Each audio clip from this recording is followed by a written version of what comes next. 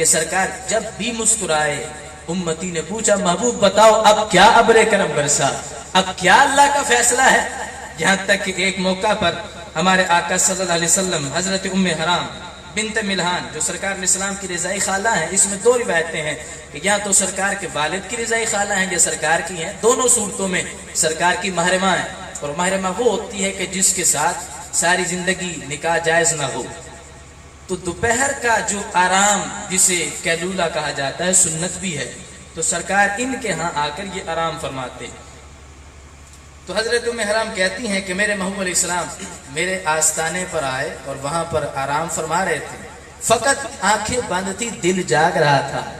بخاری شریف میں ہے میرے آقا علیہ السلام فرماتے تنام عنایا ولا ینام قلبی، کا آنکھیں اگرچہ بند ہو جاتی ہیں دل پھر بھی جاگتا ہے۔ اگر دل بھی سو جائے تو پھر میرے محبوب علیہ السلام کو اگر اس حالت میں کوئی اہم پیغام آ جائے تو وہ تو امت تک نہیں آئے گا۔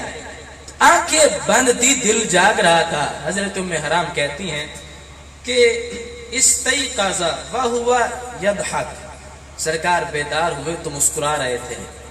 تو میں نے کہا یا رسول اللہ صلی اللہ علیہ وسلم ما یضحکک، کس چیز نے آپ کو مسکرانے پر مجبور کیا؟ میرے علاوہ گھر میں تیسرا بندہ نہیں ہے، میں نے بھی کوئی بات نہیں کی کہ جس پر مسکرایا جائے، آپ مسکرائے ہیں تو کیوں مسکرائے؟ مجھے امید ہے دوسرا ترجمہ آپ یہ کریں، آپ مسکرائے ہو تو اس پر ضرور ابر کرم کسی پر برسا ہے۔ مجھے بتاؤ کس کے وقت جاگ گئے، کس کے حق میں اللہ نے نوید بھیج دی ہے، خوشخبری آ گئی ہے، محبوب مجھے بتایا جائے۔ تو میرے آقا علیہ السلام فرماتے ناس من امتی عرض علی غزاة فی سبیل اللہ، کیا ام حرام سو رہا تھا تو مجھ پر اللہ نے میری امت کا ایک لشکر پیش کیا، میں دیکھ رہا ہوں کہ وہ لشکر قبرص پر حملہ کرنے کے لیے، فتح کرنے کے لیے سمندر کی پشت پر سوار ہو کر جا رہے ہیں، اور وہ جس وقت میدان جہاد کے لیے نکلے ہیں حملہ کیا تو میں کیا دیکھتا ہوں ملوکن علی الاسرہ، انہوں نے حملہ کیا، اللہ نے فتح دی، فتح کے بعد وہ بادشاہ بن کر تختوں پہ بیٹھ کر مسکرائے، میں ان کو مسکراتا دیکھ کر ان کے تبسم میں مسکرایا، وہ وہاں مسکرائے، وہ وہاں خوش ہوئے، میں یہاں پہ خوش ہو گیا۔ تو حضرت ام حرام کہتی کتنا اچھا لشکر ہے کہ اس لشکر نے آپ کو خوش کر دیا، آپ اس سے راضی ہو گئے۔ تو میں محبوب عرض کرتی ہوں ادعو اللہ ان یجعلنی منہم، آپ دعا کریں کہ اللہ مجھے بھی اس لشکر میں شامل کر دے۔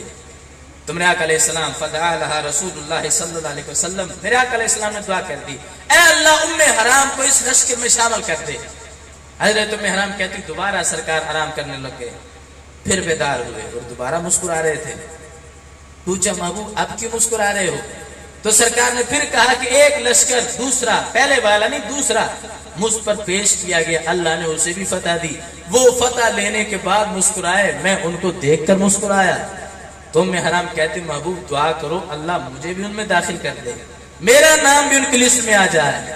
تو میرے آقا علیہ السلام فرماتے اے ام حرام ایسا نہیں ہے کہ میں نے جب پہلی کے اندر تمہارا نام لکھوایا تو کوئی چانس پہ سیٹ بک نہیں کروائی تھی کہ اگر بچ گئی تو تمہارا بھی نام آئے۔ میری زبان ایسی ہے، کہا جو شب کو کہ دن ہے تو دن نکل آیا، کہا جو دن کو کہ شب ہے تو رات ہو کے رہی، نکلی جو منہ سے تیرے وہ بات ہو کے رہی۔ وہ زبان جس کو سب کن کی کنجی کہیں، اس کی نافذ حکومت پہ لاکھوں سلام۔ کہ ام حرام میری زبان سے جو لفظ نکلے فقط ایسا نہیں ہے کہ ہوا میں غائب ہو جائیں، میرے نکلے ہوئے الفاظ یا تو قرآن بنتا ہے یا سنت بنتی ہے، ایک ایک جملہ میں بولتا ہوں اس کی حیثیت ہے۔ میں نے نام لکھوا دیا ہے تو چانس پہ نہیں لکھوایا۔ ام حرام دوسرے میں تو تب لکھواؤں جو پہلے میں نہیں ہے، اللہ پہلے لشکر میں تمہیں شہادت سے سرفراز کروا دے۔ یہ ہے سرکار کی نظر اور غیب والی نظر ہے۔ اور یہ کہاں پر واقع ہوا کہ سرکار نے جس کی پیشن گوئی فرمائی کہ لشکر گیا اس نے حملہ کیا، تو یہ فتح جس وقت ہوئی تو زمانہ کس کا تھا؟ فکہتی ہیں فراکبت ام حرام البحر فی زمن معاویہ رضی اللہ تعالیٰ عنہ، حضرت عثمان غنی کے زمانہ میں حضرت امیر معاویہ کی سرپرستی میں جب حملہ کیا گیا، ام حرام اس میں تھی، دو خلیفوں کا وقت گزر چکا، تیسرے خلیفہ ہیں اور سرپرستی حضرت امیر معاویہ کی ہے، تو اس लोग कहें कल का पता नहीं, 2 खलीफा गुजर गए, इतना जमाना। इमाम कहते सर अर्श पर है तेरी गुजर, दिले फर्श पर है तेरी नजर, मलकूत मुल्क में कोई शय नहीं वो जो तुझ पे आया है। अब ये है मेरे आका अलैहिस्सलाम की सच्ची खबर। और सरप्रस्ती किसकी है? हजरत अमीर मुआविया की। तो मुझे बताओ, जो लश्कर फतयाब होता है, जो टीम जीतती है, उसकी ट्रॉफी कप्तान को जाती है। तो अगर सरकार लश्कर की फतह से राजी है तो लश्कर के सालार से भी राजी है।